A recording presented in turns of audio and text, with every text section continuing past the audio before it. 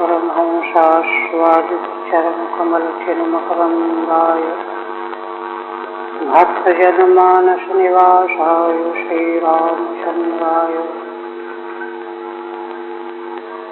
वागीशायस्य वदने लक्ष्मीर्यस्य च वक्षसि यस्यास्ते हृदये संवित् नृसिंहमहं भजे।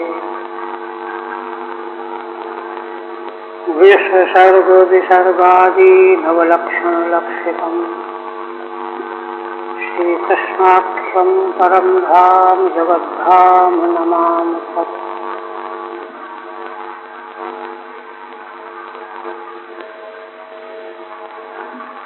परम आदरणीय यति वृंद, भक्त वृंद एवं श्रोत,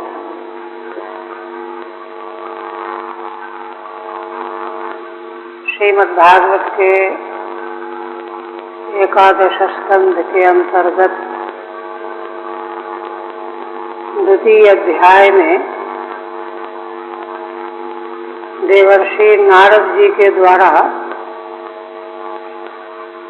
वसुदेव जी को महाराज निमि और नव योगेश्वरों के संवाद का प्रारंभ किया जा रहा है। श्री नारद जी ने पिछले दिन बताया, पहले नव योगेश्वरों का परिचय दिया। स्वयंभू मनु के पुत्र प्रव्रत की परंपरा में पांचवी पीढ़ी में भगवान ऋषभ देव जी प्रकट हुए, जो भगवान वासुदेव का अवतार। उनके 100 पुत्रों में उनकी महिमा का अलग अलग वर्णन किया गया। उन्हीं में से सबसे ज्येष्ठ पुत्र तो भरत हुए, 9 वर्ष खंडों के शासक हुए, 81 पुत्र कर्मकांड के निष्णात ब्राह्मण हो गए। शेष 9 जो पुत्र थे वे ही 9 योगेश्वरों के नाम से प्रसिद्ध हुए।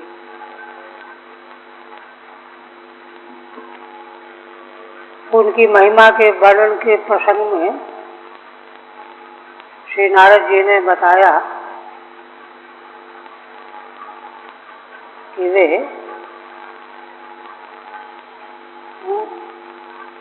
समग्र विश्व को भगवत स्वरूप देखने वाले थे।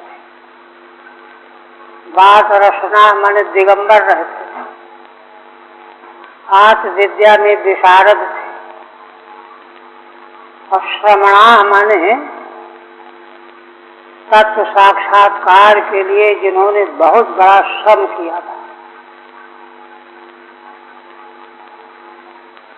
श्रम किए बिना मूल्यवान वस्तु की प्राप्ति नहीं होती, तो उन्होंने श्रम पूर्वक आत्म तत्व का साक्षात्कार प्राप्त किया। इसी प्रकार से वे साक्षात परमहंसों जैसी स्थिति में विचरण करते थे। लोक लोकांतरों में कहीं भी जहाँ भी जाना चाहते थे, उनकी गति में कहीं कोई व्याघात नहीं था। अव्याहतेष्ट गतया, तो वे घूमते हुए अकस्मात यदृच्छया अजनाभ वर्ष, जो भारतवर्ष के नाम से प्रसिद्ध हुआ, वहाँ महाराज निमि का यज्ञ हो रहा था। बड़े बड़े ऋषि उस यज्ञ के ऋत्विज थे। वहाँ पर यदृच्छया 9 योगेश्वर आ गए। महाराज निमि की महिमा क्या है, उन्हीं के पास क्यों आए? तो जैसे देखिए, महाराज परीक्षित जब अनशन करके गंगा तट पर बैठ गए तो सारे विश्व के ऋषि महर्षि अपने आप आ गए और वे सब आपस में चर्चा करने लगे। जब तक महाराज का परम पद नहीं हो जाएगा तब तक हम लोग यहाँ से नहीं जाएंगे, ये सब आपस में तय करके बैठे हुए थे। महाराज की धर्मनिष्ठा से प्रभावित होकर के वे सब ऋषि महर्षि आए थे, पांडवों के वंश के थे। और वहीं पर फिर अकस्मात भगवान सुखदेव जी आ गए। श्रीमद् भागवत का अनुग्रह पूर्वक संसार के कल्याण के लिए उपदेश करने के लिए आ गए। इन सारे क्रियाकलापों के मूल में भगवान का ही संकल्प, भगवान की इच्छा होती है, भगवद इच्छा। तो उसी प्रकार से ये नवयोगेश्वर महाराज निमि के यज्ञ में आए। निमि महाराज के संबंध में नवम स्कंध के 13वें अध्याय में वर्णन किया गया है, सूर्य वंश के वर्णन के प्रसंग में। महाराज इक्ष्वाकु के पुत्र थे। एक बार यज्ञ करना चाहते थे तो वशिष्ठ जी का वर्ण किया। सूर्य वंश के कुल के गुरु ही थे वशिष्ठ जी। तो उन्होंने कहा कि भाई अभी ठहरो, देवराज इंद्र के यहाँ जाना है, उन्होंने मेरा वर्ण कर लिया है, वो भी ठहरो, आगे करना। ऐसा कह करके चले गए। तो वहाँ भगवान सुखदेव जी वर्णन करते हैं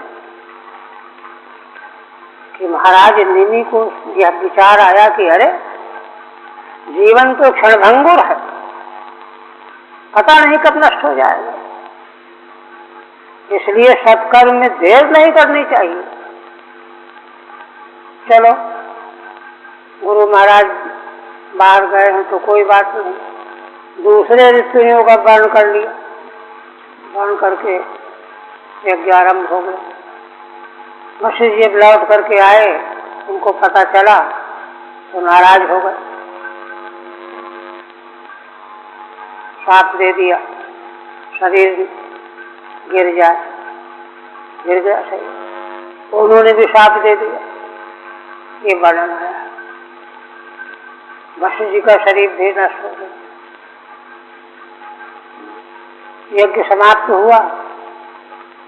ऋषियों ने जिन देवताओं का आवाहन किया था यज्ञ में, उनसे अंत में प्रार्थना किया कि आप लोग प्रसन्न हो हमारे अर्चा पूजा से, तो हमारे यजमान महाराज निमि को जीवित कर दीजिए। देवता बड़े प्रसन्न थे, कहा ठीक है, कर देते। तो जैसे ही जीवित करने का संकल्प देवताओं ने किया, चाहे जीवित होने वाले थे, तो निमि ने कहा कि नहीं नहीं, हमको शरीर नहीं चाहिए। शरीर प्राप्त करके कितने क्लेश उठाने पड़ते हैं प्राणी को, इसलिए वह शरीर में नहीं चाहता, आप क्षमा कीजिए। ये देखिए कितना बड़ा त्याग है। तब देवताओं ने कहा कि अच्छा, हम वरदान देते हैं, ये महाराज दूसरे प्राणियों के शरीर के भीतर रह करके, इनको स्वयं शरीर की जरूरत नहीं है, सभी के शरीरों के भीतर रहते हुए ये उनके भोग के दृष्टा बने रहेंगे। ठीक है, योग ऐसा हो गया। तो ये महिमा है महाराज निमि। किंतु हुआ क्या कि राज्य जो है विशृंखलित होने लगा। तो ऋषियों को बड़ी चिंता हुई। उन्होंने इनके मृतदेह का मंथन किया। मंथन करने से जो पुत्र पैदा हुआ उसी का नाम जनक हुआ। और मंथन से शरीर प्रकट हुआ था, इसलिए मैथिल कहलाए। मंथनात् मैथिल इत्याहु। और बिना देह के ही, है ना, शरीर की उत्पत्ति हुई, इसलिए विदेह कहलाए। तो जनक, विदेह, मैथिल, ये तीनों जो हैं यौगिक नाम है, उन्हीं के वंश का। जनक का मूल वंश, मैथिल वंश यहीं से चला है, इन्हीं उसके मूल है। वहाँ पर भगवान सुखदेव जी ने अंत में कहा है, वंश वर्णन करके, इनके पुत्री ये वर्णन करके, एते वै मैथिला राजन नाथ विद्या विशारदा। भगवान सुखदेव जी कहते हैं, राजन, ये महाराज निमि के वंश के मैथिल जनक, जनक एक पदवी है, तो याद विद्या में विशारद होते आए हैं और गृहस्थ होते हुए भी तत्व साक्षात्कार करने वाले हैं। महाराज जनक की महिमा तो सभी जानते हैं। तो ऐसे महाराज निमि के यज्ञ में नव योगेश्वरों ने दर्शन दिया। 24 तक हुआ था। तान दृष्ट्वा सूर्य संकाशान महाभागवतान रूपो यजमानोग्नयो विप्रा सर्वएवोपतस्थिरे। देवर्षि नारद जी कहते हैं कि उन योगेश्वरों का दर्शन करके, देख करके, सूर्य संकाशान, जो सूर्य के समान तेजों में प्रकाशित हो रहे थे, महाभागवतान, महान भागवत, निरंतर पीछे आया है ना, सब कुछ सारे विश्व को भगवत स्वरूप ही देखते थे। कहते भगवत रूपम विश्वम सदसदात्मकम आत्मनो अभ्यतरे किरण पश्यंतो विचरण महीम, ये कहा गया है। इसलिए महाभागवत। यजमानोग्नयो विप्रा, यजमान महाराज निमि यज्ञ के यजमान थे, और यज्ञ में स्थापित की जाने वाली अग्नियां, आवनी अग्नि, पर्जन्याग्नि, गार्हपत्याग्नि, कई अग्नियां होती। और ब्राह्मण जो वहां यज्ञ में ऋत्विज के रूप में कार्य कर रहे थे, सर्वएवोपतस्थिरे, सब दौड़ पड़े उनका दर्शन करने के लिए। टीका में कहते हैं, यजमानो निमि, निमि महाराज, अग्नय आवनीयादय, आवनीय, पर्जन्याग्नि, गार्हपत्याग्नि आदि से सभी अग्नि, ये सब देव रूप है। किंतु योगेश्वरों का दर्शन करके ये देव रूप हो करके भी उनके पास चली गई अग्नियां। विप्राह, ऋत्विक आदि कार्य जो करने वाले ब्राह्मण थे, वे सब भी। ये महिमा। विदेहस्तान अभिप्रेत्यो नारायण परायणान प्रीतः संपूजयान चक्रे आसन स्थान यथार्हतः। देवर्षि नारद जी वर्णन करते हुए कहते हैं कि महाराज विदेह, वही निमि, तान अभिप्रेत्य, उनके पास दौड़ करके पहुंचे। नारायण परायणान, वे समझ गए कि ये तो एकमात्र भगवान नारायण के परायण रहने वाले हैं, भगवत परायण। महाभागवत वही तो होते हैं। उनका दर्शन करके महाराज बड़े प्रसन्न हो गए। उनको आसन दिया गया, यथायोग पूजा की गई। प्रसन्न होकर के उनका विधि पूर्वक महाराज ने पूजन किया। प्रीतः संपूजयान चक्रे आसनस्थान यथार्हता। उनके लिए जैसी पूजा उचित थी सब प्रकार से आसन में विराजमान करा करके उनका पूजन किया। अभिप्रेत्य माने ज्ञात्वा, पहचान करके, समझ करके। जो धर्म के मार्ग पर चलने वाले साधक होते हैं उनको रहस्यों का ज्ञान हो जाता है। इसलिए धर्मात्मा महाराज निमि को ये महान भागवत महापुरुष हैं, इस रहस्य का ज्ञान हो गया। ये नारायण परायण महाभागवत हैं, इसलिए उनका आसन में विराजमान करा करके विधि पूर्वक पूजन किया। तान रोचमानान स्वरुचा ब्रह्मपुत्रोपमान नव तत्तच्छ परम प्रीतः प्रश्रयावनतो नृपः। फिर कहते हैं कि महाराज निमि ने उनको उनसे प्रश्न करना चाहा। कैसे हैं? रोचमानान स्वरुचा ब्रह्मपुत्रोपमान। वे नव योगीश्वर अपने तेज से, है ना, ब्रह्मा जी के पुत्र सनक सनंदन सनातन सनत कुमार जैसे, उन्हीं से उनकी उपमा हो सकती थी। ब्रह्मपुत्र सनकादिकों के समान जिनका तेज है, आभा है, प्रभा प्रकाशित हो रहे हैं, उन नव योगेश्वरों से, है ना, परम प्रीता तत्प्रच्छ अत्यंत गदगद प्रसन्न होकर के प्रश्न करने लगे। तस्यावनतो नृपः, अत्यंत विनम्र होकर के, सिर झुका करके, हाथ जोड़ करके, विनम्रता पूर्वक, आदरणीय के प्रति स्वाभाविक विनम्रता का भाव प्रकट हो जाता है। अंतस्थ विनय किया है टीका, अंतस्थ विनय के द्वारा टीका। स्वरुचैव रोचमानान, वे नव योगीश्वर अपनी स्वाभाविक दीप्ति से ही प्रकाशित हो रहे थे।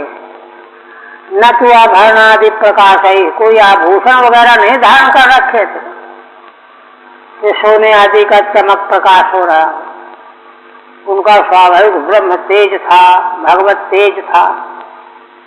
ब्रह्मपुत्रोपमान सनत कुमारादि सदृशान, ब्रह्मपुत्र सनक सनंदन सनातन सनत कुमार के समान ही वे नव योगेश्वर थे। उनसे महाराज प्रश्न करने लगे। असल में महान पुरुषों का अतिथि का स्वागत सत्कार का ढंग क्या है? आते ही उनको प्रणाम करो, आसन दे करके बैठा लो, चरण धो, उनको और जल की आवश्यकता के लिए पूछो और जल ले लीजिए। इसके बाद चंदन पुष्प अक्षत आदि से पूजन, यह सब कर लेने के बाद फिर स्तमन करना चाहिए, स्तुति करनी चाहिए। क्यों? उससे ये मालूम पड़ेगा कि हमारे आने से इसको प्रसन्नता हुई है। नहीं तो कहीं ऐसा न हो, अगर कुछ बोल ही नहीं रहा है तो कोई ऐसा न सोच रहा हो कि अरे कहाँ से आफत आ गई। इसलिए ढंग है, शिष्टाचार है, शास्त्रीय आचार है। अच्छा, बोलने में जो है हृदय का भाव पूरा का पूरा प्रकट हो जाता है। उसका शास्त्र की आज्ञा का तात्पर्य असल में यही है कि निर्मल मन से, ये कृत्य है, शिष्टाचार धर्माचरण का यह कृत्य है, ऐसा करना चाहिए। और फिर कोई जिज्ञासा हो तो प्रश्न पूछो। इसलिए अब महाराज निमि विदेह जैसे महान पुरुष उनके आचरण में, उनके व्यवहार में भला गड़बड़ी कहाँ रह सकती है। इसलिए देखिए क्या कहते हैं, पहले कहते हैं अपना सौभाग्य मना रहे हैं, कितना बड़ा मेरा सौभाग्य है। क्यों?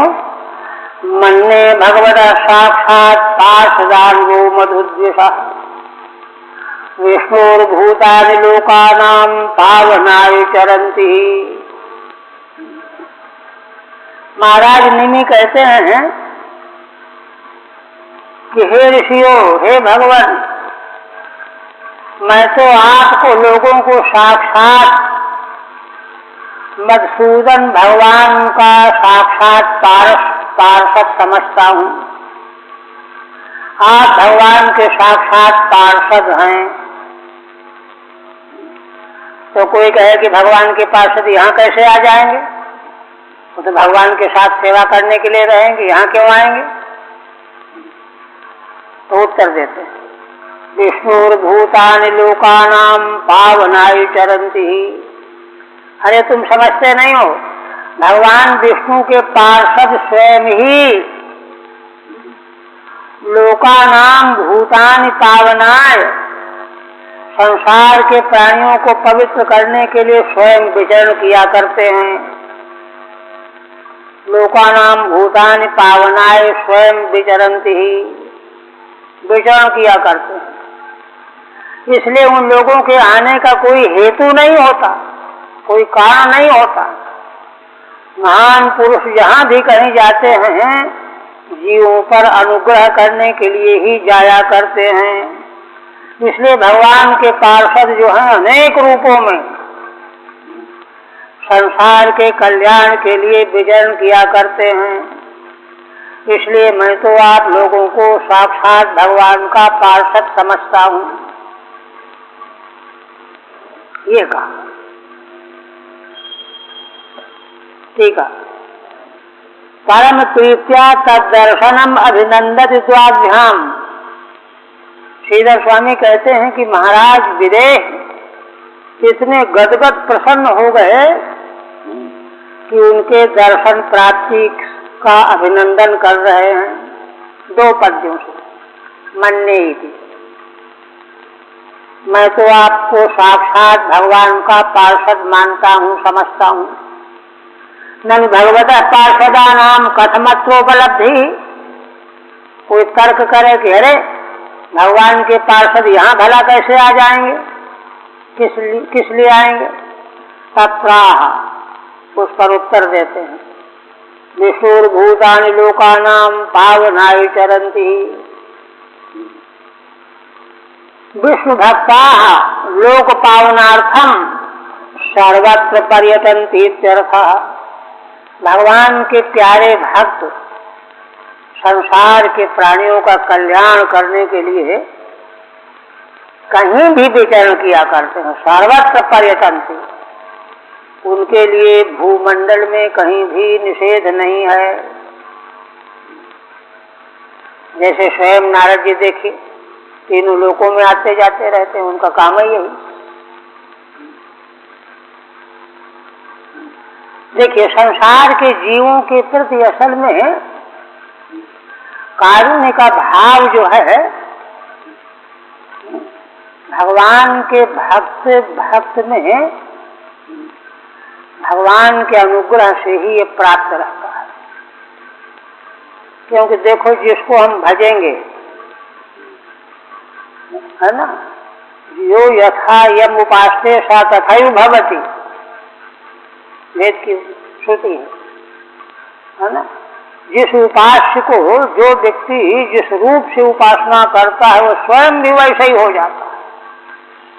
तो भगवान की अतिशय कारुणिकता, अनंत कारुण्य वाले भगवान की उपासना करने वाले भक्त में भी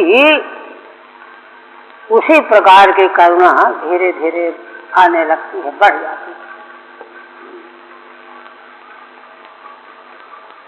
और देखिए पीछे जो नवयोगेश्वरों के संबंध में बात कही, श्रमणा माने आत्म तत्व के साक्षात्कार के लिए कृतश्रमा बड़ा परिश्रम किया है। तो उसी तरह से संसार के जीवों के प्रति हमारी करुणा कभी भी कलुषित न हो, इसके लिए सतर्क रहना चाहिए। सतर्क रहने में जो श्रम पड़ेगा वही श्रम है। श्रमणा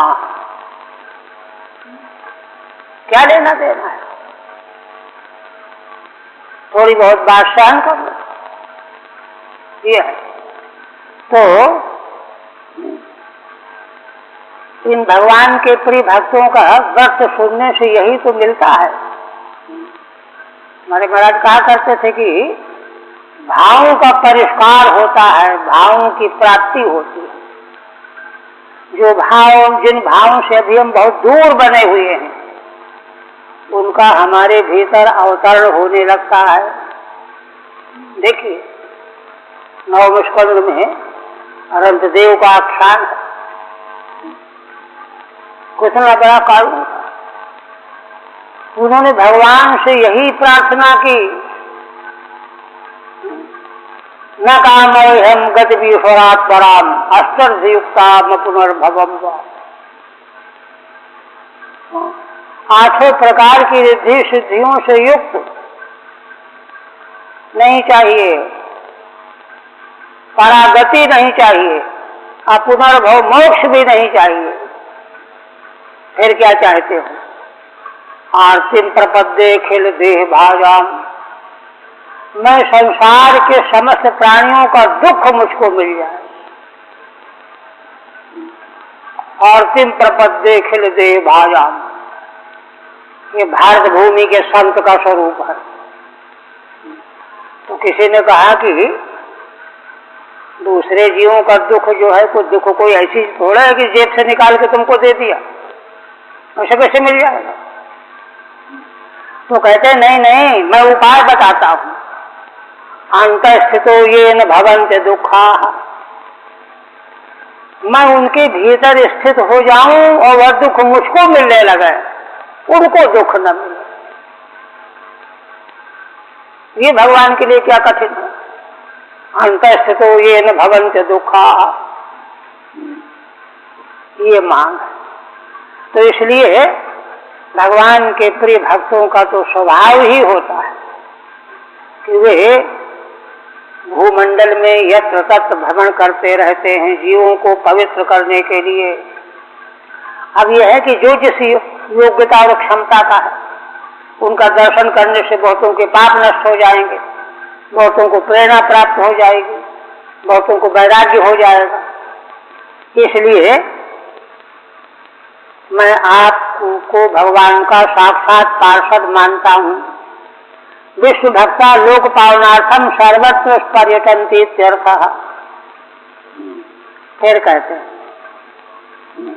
इतना कह करके फिर अपना सौभाग्य मना रहे हैं। देखिए, संत जनों का दर्शन प्राप्त हो जाए और इस प्रकार की प्रतिक्रिया न हो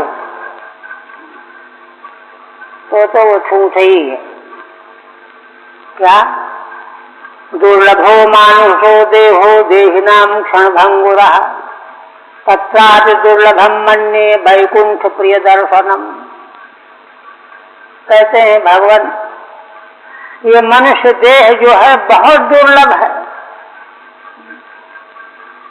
दूसरे देह तो मिल जाएंगे, है ना, पशु पक्षी कीट कुकर सूकर कीट पतंगे आदि के, किंतु मानव देह बहुत दुर्लभता से मिलता है। 84 लाख का चक्कर काटने के बाद नंबर आता है एक बार, इतना दुर्लभ है, किंतु है क्षणभंगुर। दूसरी बात है तो बहुत ही दुर्लभ है, किंतु उसमें भी मिल करके भी क्षणभंगुर होता है। दो चीजें। तीसरी बात और, तत्सापि दुर्लभम मन्ये, मानव देह मिल जाए क्षणभंगुर होता हुआ भी, किंतु उस देह के मिलने पर भी यदि भगवान के प्रिय भक्तों का दर्शन मिल जाए तो उससे भी बढ़ करके दुर्लभ, तत्सात दुर्लभम मन्ने, ये और उससे भी ऊंची कोटि का दुर्लभ है। वैकुंठ प्रिय दर्शनम, वैकुंठ प्रिय दर्शनम माने वैकुंठ माने भगवान विष्णु को जो प्रिय है भक्त, उनका दर्शन, अथवा वैकुंठ भगवान ही प्रिय हैं जिनको, अर्थात भक्तों, उन भक्तों का दर्शन। दोनों तरफ से समास है। ऐसे महान संत भागवत भक्तों का दर्शन तो और भी दुर्लभ है। ऐसी दुर्लभ वस्तु मुझे प्राप्त हो गई है। ठीक है, यथा दुर्लभम लब्धम अहो भाग्यमित्याह, मया दुर्लभम लब्धम, मैंने बहुत दुर्लभ वस्तु प्राप्त कर ली है, मेरा कैसा बड़ा सौभाग्य है। अहो भाग्य मित्याह दुर्लभा ही तो, अपना अहो भाग्य क्यों मना रहे हैं? कहते हैं बहवो देहा भवंती, देह तो बहुत सारे होते ही रहते हैं, बिना देह के तो जीव रहते ही नहीं है ना। ये शाम ते देहिनो जीवा, जिन जीवों के बहुत सारे देह मिलते रहते हैं, तेषाम क्षण भंगुरो भी मानुषो देहो दुर्लभा, यद्यपि क्षण भंगुर है किंतु फिर भी क्षण भंगुर होता हुआ भी मानुष देह बहुत ही दुर्लभ है। परम पुरुषार्थ साधनत्वात्, क्योंकि यह परम पुरुषार्थ का साधन है। शास्त्र जो है इस संबंध में बार बार संकेत करते हैं, मनुष्य देह जो है ही परम पुरुषार्थ का साधन है।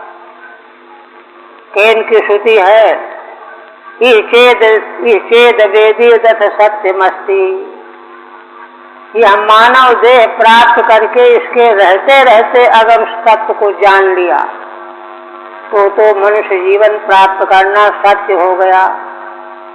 न चेदिहा वेदीन महती विनष्टि, और इस देह के रहते नहीं जाना तो महान विनाश हो गया, समझो, फिर पता नहीं कब नंबर आएगा। इसलिए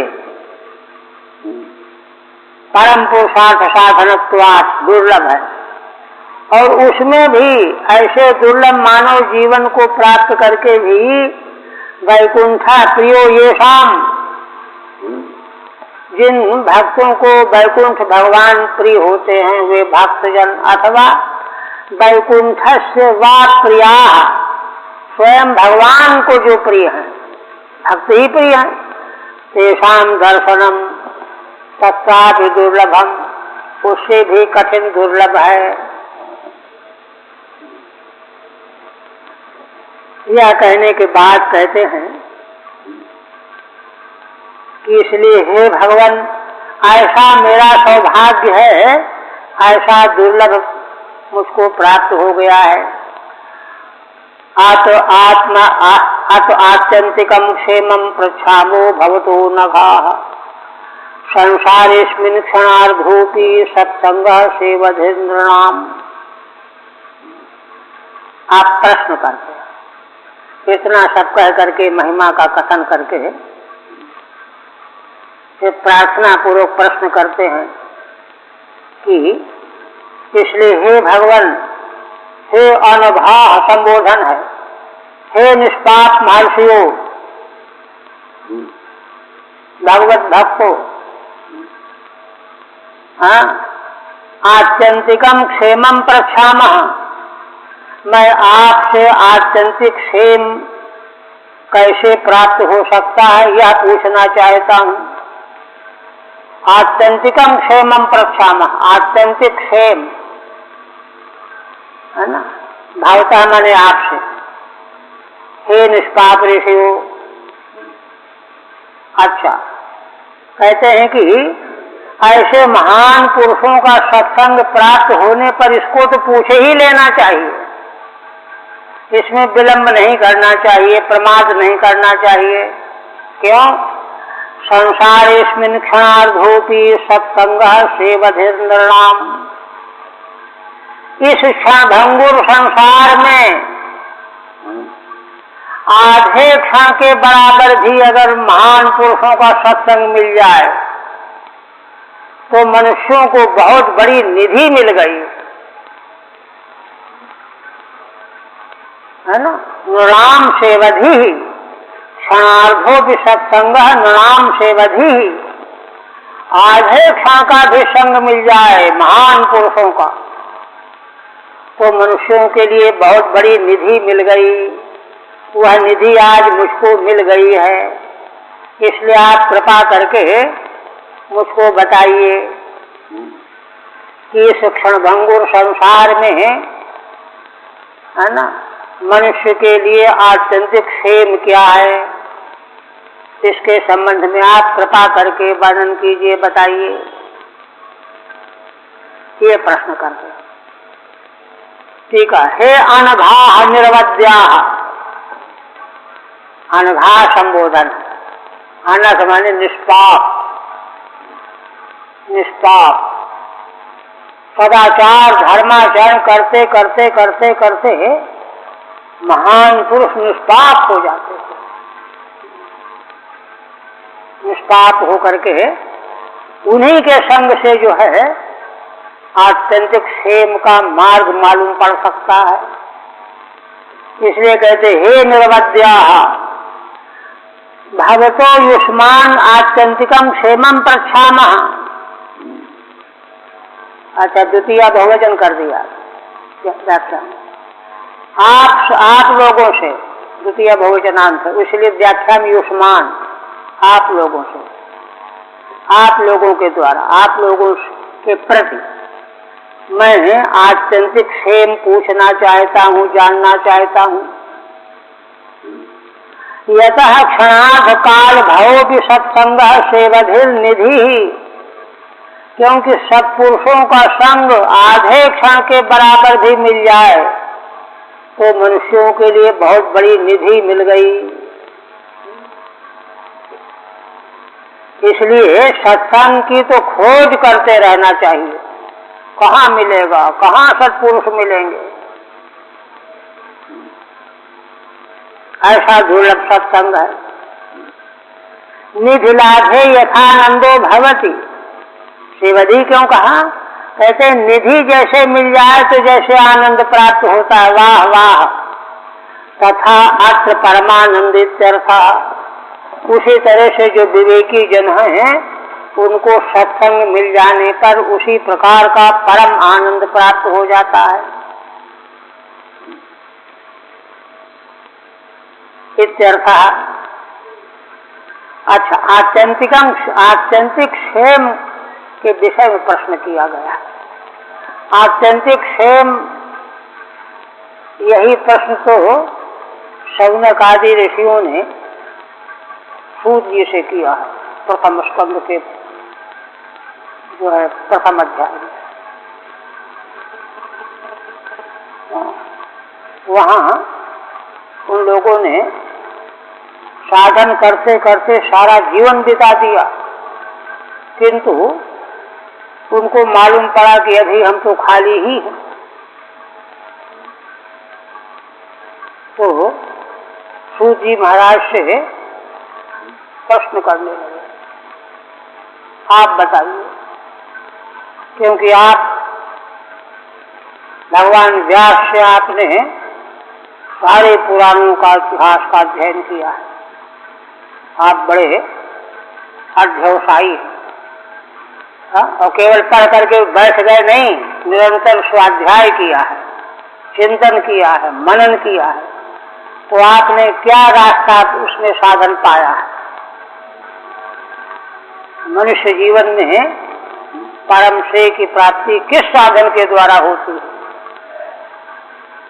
ये विस्तार से जो है उन्होंने निवेदन पूर्वक प्रश्न किया है, फिर उन्होंने उत्तर दिया। तो उसी प्रकार से आत्यंतिक क्षेम के प्रश्न का मतलब यह है कि देखिए, है ना, संसार के क्लेश और दुखों की निवृत्ति के दूसरे उपाय भी हैं। सांख्य तत्व कौमुदी में वाचस्पति मिश्र ने सबका उल्लेख किया है। दुख आध्यात्मिक, आदि दैविक, आदि भौतिक, 3 प्रकार वर्गीकरण कर दिया। आध्यात्मिक दुख 2 प्रकार का, शारीरिक और मानसिक। शारीरिक दुख हो, बीमारी आ गई, जाओ दवा ले आओ डॉक्टर से। मानसिक कोई खेद है ना, तो कोई गाना सुनने में बैठ जाओ, फिल्म देखने लग जाओ, मन बहला लो, है ना।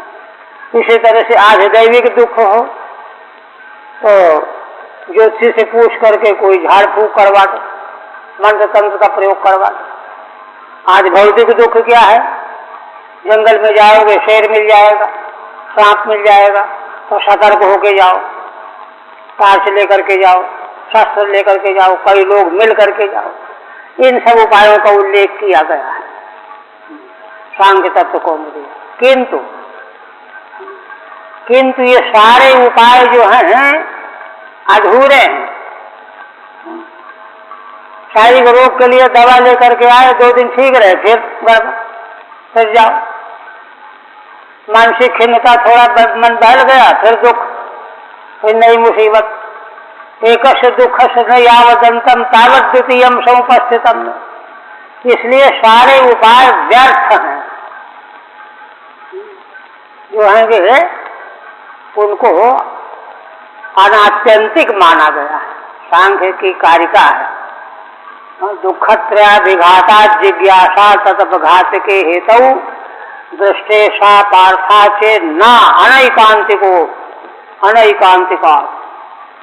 अनैकांतिकात का मतलब यह है कि एक तो गारंटी नहीं है कि वह करने से वह दुख चला ही जाएगा, गया गया, न गया न गया।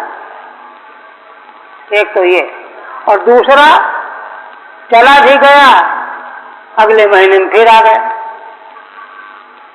जाना तो उसको कहते हैं फिर कभी लौट के दिखाई न पड़े, उसको आत्यंतिक क्षेम कहते हैं। यही तो जीव का वांछित है।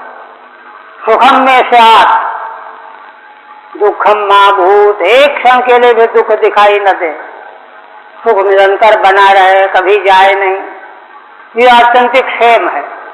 इसी को पाने के लिए संसारी जीव भटक रहा है, बड़े बड़े साधक लगे हुए हैं, किंतु मिलता तब है उसका जब साधन ठीक ठीक प्रयोग में आता है, तब मिलता है। योग वाशिष्ठ में काकभूषण जी वशिष्ठ भगवान को कहते हैं, वशिष्ठ जी को, रामदेव मानस में एक पंक्ति है, सकल कर्म कर थके गोसाई सुखी न भयऊ अबह की नाई। काकभूषण जी कहते हैं सारे कर्म करके, योग वाशिष्ठ उनके कई कल्पों का वर्णन किया है। इस कल्प में ये था, ये साधन किया, इसमें ये हुआ, ये साधन किया, ये हुआ, ये साधन किया, किंतु सब थोड़े दिन के लिए। किंतु अब जो है जितना मुझको सुख प्राप्त हुआ है, ऐसा सुख कभी मिला ही नहीं। वही आत्यंतिक सुख है। आत्यंतिक क्षेम के बारे में महाराज प्रश्न उठा रहे हैं। सेवधेन्द्र नाम फिर कहते हैं, देखिए अब महाराज निमि कोई पहली बार तो सत्संग कर नहीं रहे हैं, महान पुरुषों का सत्संग निरंतर करते ही रहते हैं। तो बड़े बड़े संत महान पुरुषों के मुखारबिंद से सुना होगा, तो उसको भी रख रहे हैं। क्या कह रहे हैं? धर्मान भागवतान ब्रूतो यदिना सुतै क्षमम् यही प्रसन्न प्रपन्नायो दास्यत्यात्मानमत्यजः।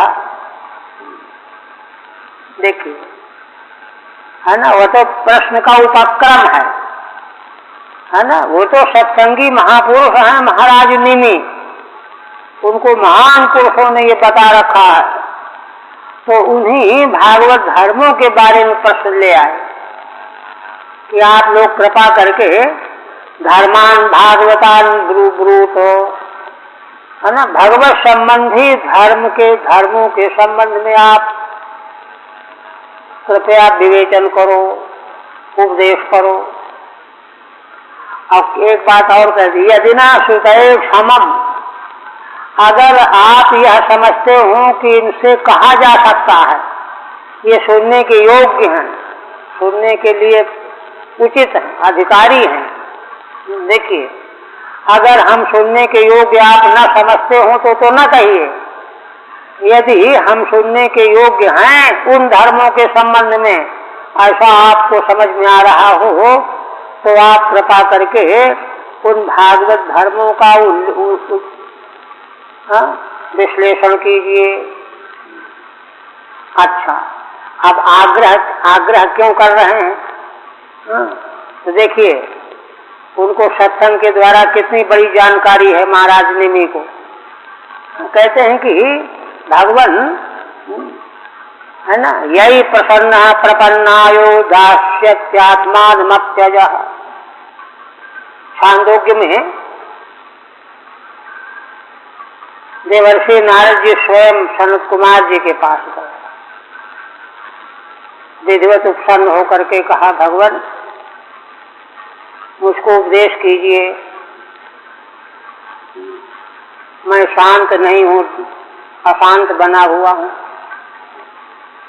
मैंने सुना है कि तरत शोक मात्रवित, आत्मज्ञानी शोक को पार कर जाता है, तो मैं तो शोक कर रहा हूँ, मेरा शोक तो गया नहीं। तो क्या है वह आत्मज्ञान, कैसे शोक पार होता है, ये प्रश्न किया जाता है। तो सनत कुमार जी ने कहा कि अच्छा, अब कोई अहरा तो प्रश्न करने वाला है नहीं। कहा कि अच्छा ये बताओ तुम जानते क्या क्या, क्योंकि तुम अपनी जानकारी सारी बताओगे तब हम उसके हिसाब से आगे बताएंगे। अब नारद जी ने सारा वर्णन कर दिया, ऋग्वेद, यजुर्वेद, सामवेद, अथर्ववेद, इतिहास, पुराण, नक्षत्र विद्या, क्षत्र विद्या, देव विद्या, ज्योतिष, सब कुछ बचा ही नहीं। यह सब मैं जानता हूं, किंतु आत्मज्ञान नहीं है मुझे, और आत्मज्ञानी शोक को पार कर जाता है। तो उसी तरह से यहां महाराज कह रहे हैं कि ऐसा मैंने महान पुरुषों से सुना है। क्या सुना है? यही प्रसन्न प्रपन्नाय, उन भागवत धर्मों का आचरण करने वाले जो प्रिय भक्त जन हैं, उनके द्वारा उन धर्मों का पालन करने से भगवान प्रसन्न हो जाते हैं, निश्चित रूप से प्रसन्न हो जाते हैं। और प्रसन्न होकर के क्या करते हैं, कैसे पता चला कि प्रसन्न हो जाते हैं? प्रपन्नाय, भगवान के शरण में आया हुआ जो भक्त है, उस भक्त को आत्मानम विदास्यति, अपनी आत्मा को भी दे देते हैं, इतने प्रसन्न हो जाते हैं, है ना। अजन्मा भगवान अपने आप को दे देते हैं,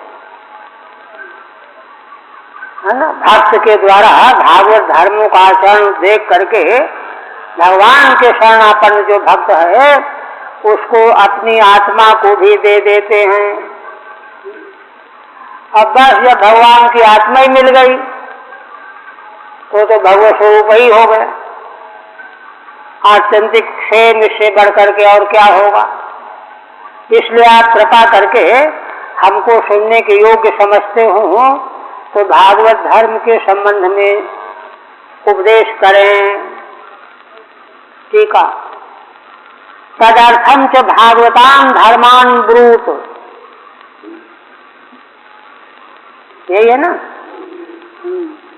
माने आत्यंतिक क्षेम जो मैंने पूछा है तो उसके बारे में बड़े बड़े महान पुरुषों ने यही मार्ग बताया है कि भागवत धर्मों का आश्रय लेने से आत्यंतिक क्षेम प्राप्त होगा।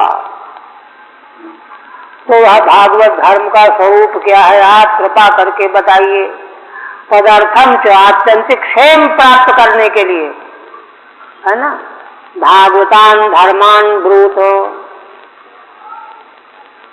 हाँ, यदि नो अस्माकं श्रुतये श्रवणान क्षमम योग्यम भवति, अगर हमारे सुनने के योग्य वह विषय हो, आप सर्वज्ञ हैं, इसलिए आप इस बात को समझ करके अगर हम सुनने लायक हो, सुनने से हमको लाभ हो, तो आप कृपा करके उनका वर्णन कीजिए। कथम भूतान, वे भागवत धर्म कैसे होते हैं? यही धर्मई प्रपन्नाय भक्ताय अजो हरि आत्मानमपि दास्यति तान। जिन धर्मों के द्वारा भक्त जिन धर्मों का आचरण करके भगवान के शरणापन्न हो जाता है, और उस शरणापन्न भक्त को भगवान इतने प्रसन्न हो जाते हैं कि अजन्मा भगवान श्री हरि अपने को भी दे डालते हैं। आत्मानम विदास्यति, दे देते हैं।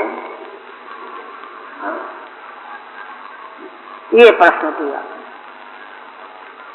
अच्छा, जब ये प्रश्न किया तब नारद जी तो प्रसंग सुना रहे हैं।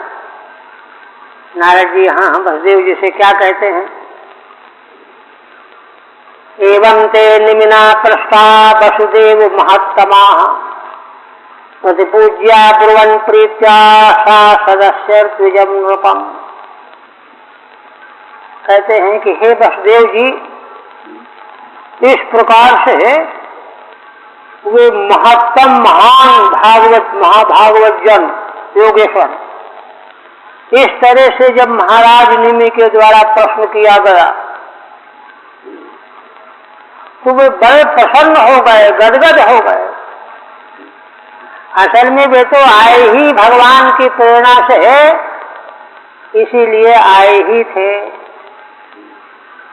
अब भगवान की प्रेरणा जो है योग्यतम व्यक्ति के लिए थी, इसलिए उनके प्रश्न को सुन करके वे महान पुरुष अत्यंत गदगद हो गए, प्रसन्न हो गए।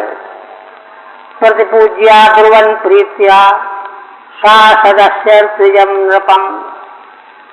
इसलिए उन योगेश्वरों ने प्रतिपूज्य का मतलब उनकी प्रशंसा करके, प्रतिपूजन यही होता है। कोई एक दूसरे की स्तुति कर रहा है तो उसकी प्रशंसा कर दी जाती है। अरे आप बहुत अच्छे हैं, बड़े धार्मिक हैं। हाँ? तो उसी प्रकार से योगेश्वरों ने उनकी प्रशंसा की, है ना। अब्रुवन् प्रीत्या, बड़ी प्रीति से उत्प्रोत होकर के सा सदस्य द्विजम नृपम। देखिए किन से वे उत्तर देने के लिए तैयार हुए? सदस्यों के सहित, ऋत्विजों के सहित महाराज निमि को, है ना। ऋत्विज यज्ञ में जो कार्य कर रहे थे, प्रस्तोता वगैरह, और सदस्य जो और सब सहयोग कर रहे थे, और महाराज यजमान थे, है ना। सब के सब, क्योंकि सब के सब सुनने के इच्छुक थे, सब उनके पास आकर के बैठ गए। यज्ञ काम ही रुक गया, हम सुनेंगे। तो उनके प्रति जो है वे प्रसन्न हो करके योगेश्वर भगवान उनसे कहने लगे अब्रुवन्। यहाँ देखिए बहुवचन का प्रयोग है, माने 9 योगेश्वरों ने उनके प्रश्नों के उत्तर में कहा है और 9 प्रसन्न हो गए हैं, इसलिए बहुवचन है। ठीक है। सह सदस्य ऋत्विक भीष्ट, जो सदस्य थे सहयोगी और ऋत्विक गण, है ना। ऋत्विक भीष्ट वर्तमानम, उनके सहित वर्तमान विद्यमान महाराज, ते भी भगवत धर्म श्रवण परा बभूर इत्यर्थ, क्योंकि वे सब भी भागवत धर्म श्रवण करने में रुचि वाले हो गए। हम भी सुनेंगे, हम भी सुनेंगे। अच्छा, उन 9 योगेश्वरों ने जो उपदेश किया है, 9 प्रश्न हैं और 9 उत्तर हैं, तो उनका यहाँ संग्रह कर रहे हैं। पहला भागवत धर्म 1, वही भागवत धर्म। दूसरा भक्त का स्वरूप 2, तीसरा माया, और चौथा माया के पार जाने का उपाय तत्कारणानि च, ब्रह्म जो प्राप्तव्य तत्व है वह उसका स्वरूप 5, और कर्म का मार्ग 6, और भगवान के अवतार चरित्र 7, और भक्त प्राप्त युगक क्रमान, भक्तों के द्वारा क्या प्राप्त किया जाता है, यह 8वां। और 9वां है कि सतयुग त्रेता द्वापर के क्रम से किस किस प्रकार के भगवान के स्वरूप की पूजा किन किन लोगों के द्वारा कब कैसे की जाती है, की जानी चाहिए, ये 9 प्रश्न क्रमशः 9 योगेश्वरों के द्वारा उत्तर के रूप में दिए गए। ज्ञातुम क्रमेण कृतवान 9 प्रश्नान्निर्नव, कहते हैं कि क्रमशः ये प्रश्न क्रम से किए गए, पहले पहला, फिर दूसरा, फिर तीसरा, और 9 योगेश्वरों से किए गए। इसलिए 9 में से एक एक योगेश्वर ने एक एक प्रश्न का उत्तर दिया। 9 से प्रश्न किए गए, 9 प्रश्न किए गए। एकैकस्योत्तरं प्रोचुः कवि मुख्या मुनीश्वरा, इन 9 प्रश्नों में से एक एक प्रश्न का उत्तर कवि आदि मुख्य मुनीश्वरों ने, योगेश्वरों ने दिया है। इसलिए सबसे पहले कवि नाम के जो योगेश्वर हैं वे पहले प्रश्न का उत्तर देने जा रहे हैं। कवि का अर्थ होता है, कवि शब्द वैदिक है, कविं पुराण मनुषाशितार मणुरणियान समुस्मृत्य, वैदिक शब्द। इसका अर्थ होता है त्रिकालज्ञ, भूत भविष्य वर्तमान त्रैकालिक जगत की परिस्थितियों का ज्ञाता, सर्वज्ञ। तो यह जो आत्यंतिक क्षेम के विषय में जो प्रश्न किया गया है उसका साधन भागवत धर्म है, इसके संबंध में पहले प्रश्न का उत्तर देने जा रहे हैं। पहले कहते हैं आत्यंतिक क्षेम क्या है, आत्यंतिक क्षेम पहले। तो योगेश्वर भगवान कहते हैं मन्ये कुतश्चित् भय मच्युतस्यो पादाम्बुजोपासन मत्र नित्यम उद्विग्न बुद्धे असदात् भावात् विश्वात्मना यत्र निवर्तते भी। देखिए, त्रिकालज्ञ कवि योगेश्वर महाराज ने कहा कि देखो, अहम मन्ये, देखो भाई, मैं तो इसको उपाय मानता हूं। किसको? अच्युतस्य पादाम्बुजोपासनम, अत्र माने संसारे, संसार में अच्युत भगवान के है ना चरण कमल का नित्य आराधन, पूजन, उपासना है ना। उपासना में ध्यान भी है, चिंतन भी है, स्मरण भी है, यशोगान भी है, सब उपासना ही नित्य है ना, चलती रहे, इसी को मैं साधन मानता हूं। कहते हैं कैसे? अकुतश्चित् भयम, माने यह ऐसा मार्ग है, यह उपासना भगवान के चरण कमल की उपासना ऐसी है। अकुतश्चित् भयम, फिर वहां कहीं से किसी प्रकार के भय की कोई गुंजाइश ही नहीं है। आगे से, पीछे से, ऊपर से, नीचे से, भीतर से, बाहर से कुतश्चिदपि भय नहीं रह जाता, है ना। वह उपाय क्या है? अच्युत भगवान के चरण कमल की नित्य उपासना। ये किसके लिए है? उद्विग्न बुद्धि असदात भावात विश्वात्मना यत्र निवर्तते भी, उसी को खोलते हैं। कहते हैं देखो संसार के जितने भी जीव हैं, प्राणी हैं, इनकी सबों की बुद्धि उद्विग्न बनी हुई है। अरे ये हो गया, ये नहीं हुआ, अरे अभी ये होना है। उद्वेग, रात दिन जो है उद्वेग में बुद्धि लगी हुई है। तो कहते हैं बुद्धि उद्विग्न है क्यों? कारण क्या है? असदात भावात, संसार के पदार्थ विषय जो तुच्छ हैं, असत हैं, है ही नहीं,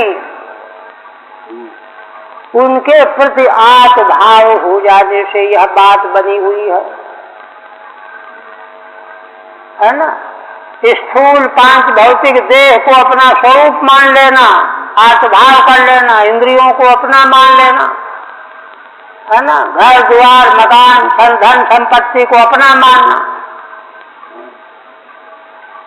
हाँ, ये सब कुछ है असत, तुच्छ, विनाशी, विकारी।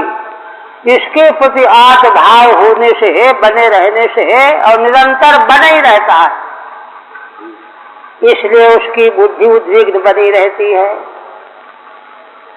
ये संसारी मनुष्य की स्थिति है।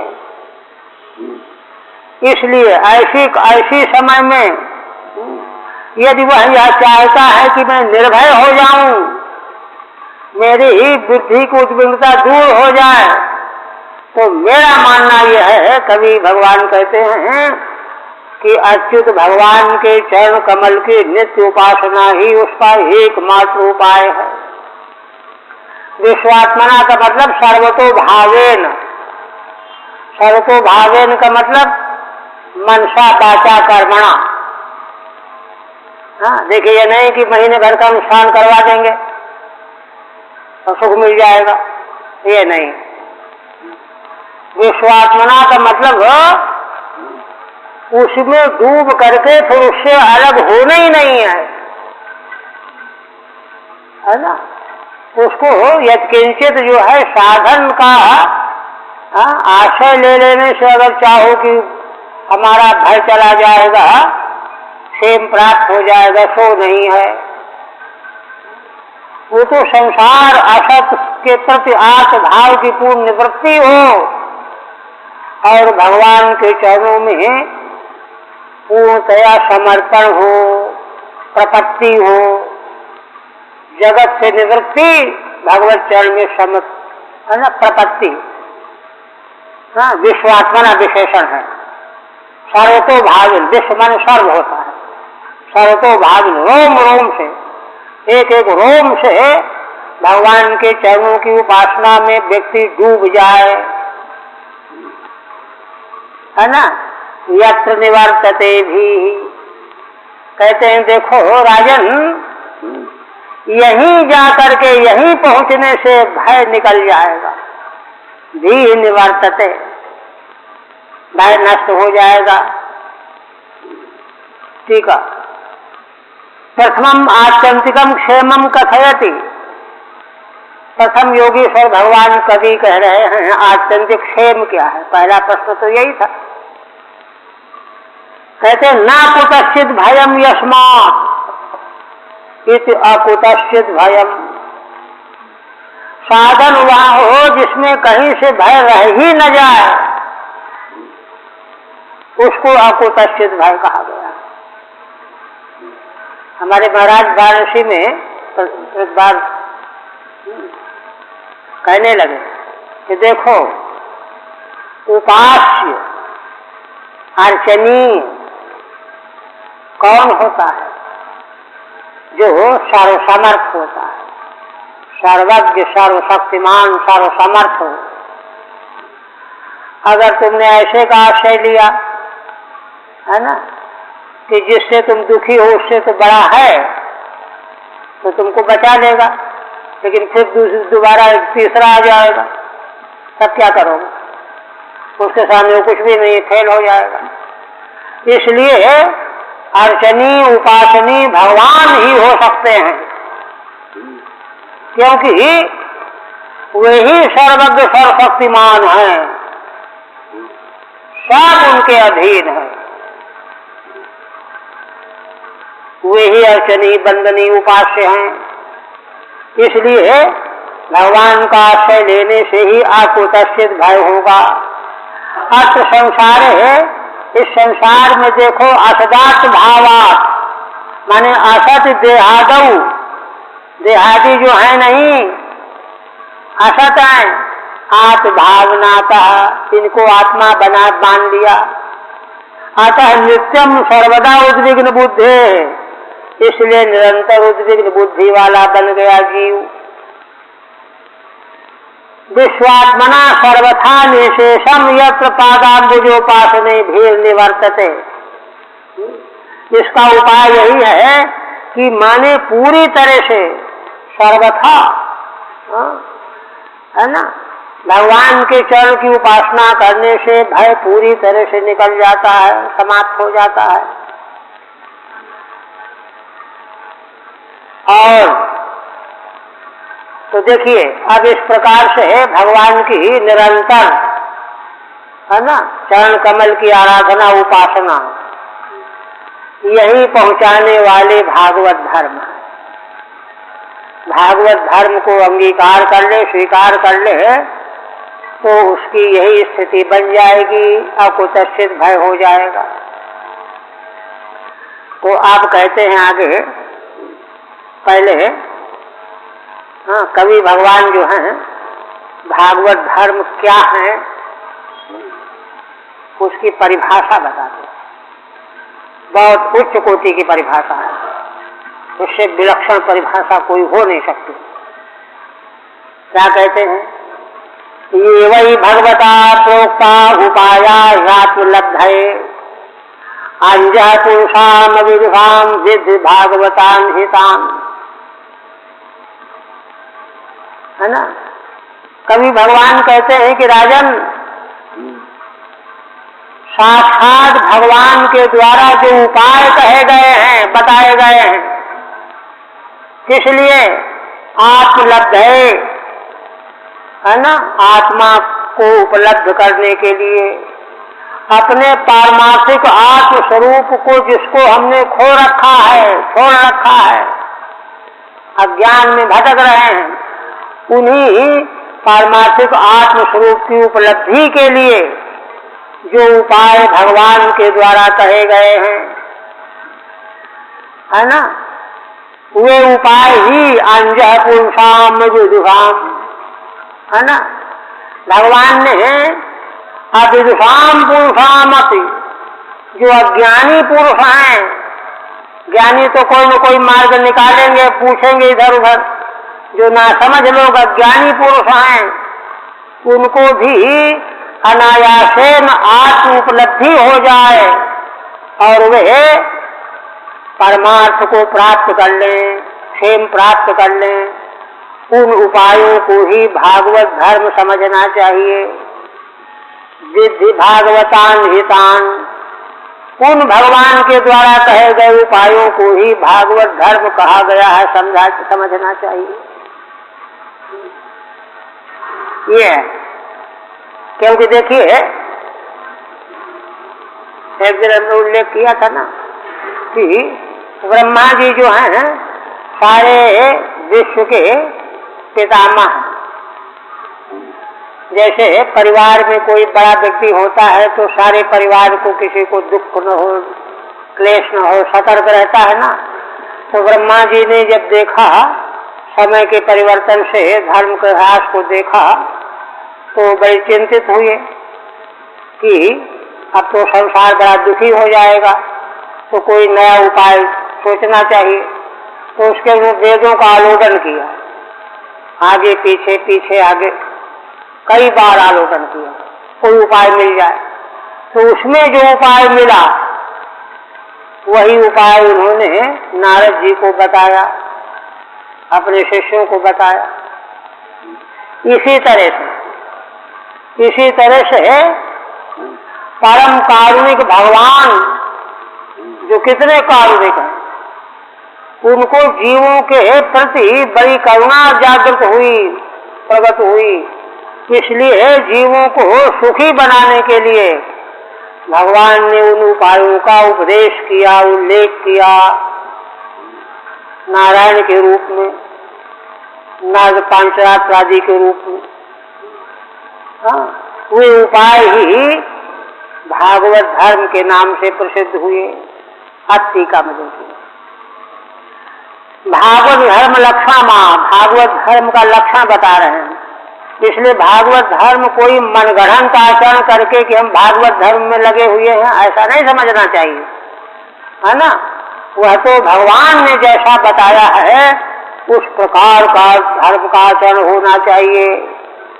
ये वही थी मनवाद मुखेन बना समाज धर्मानुक्वा। देखिए श्रीधर स्वामी कहते हैं, क्योंकि जो वर्णा समाधि धर्म है ये भी वेदों के द्वारा, भगवान के द्वारा ही तो प्रकाशित किए गए हैं।